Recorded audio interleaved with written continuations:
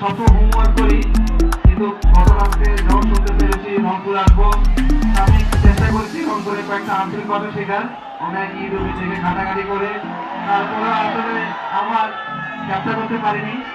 ইনশাআল্লাহ সবাই দোয়া করবেন আমাদের জন্য। গতবার যদি আমি বরিশালে ছিলাম, রংপুরে এসে ট্রফি হাতছাড়ার অন্যতম নায়ক ছিলাম আমি। তো ইনশাআল্লাহ এবার দোয়া করবেন যেন ঘরে আসে ট্রফিটা রংপুরে, ইনশাআল্লাহ আমাদের দোয়া করবেন।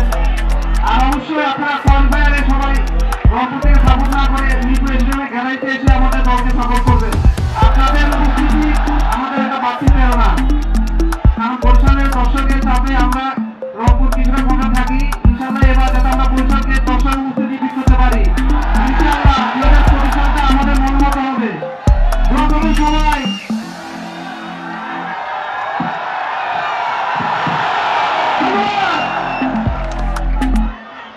আপনারা কি দুষ্টু কোকিলকে জানেন? কে দুষ্টু কোকিল? মাহাদি দুষ্টু কোকিল। Yes, please.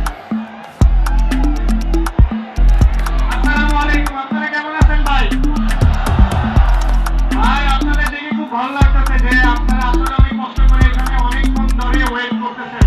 আমরা অনেক পরে স্টেজে আসছি, এটা দুঃখিত ভাই।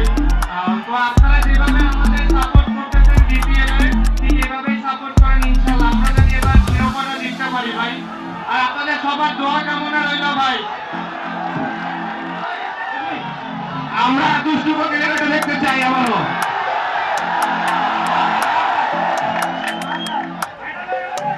ভাইরাল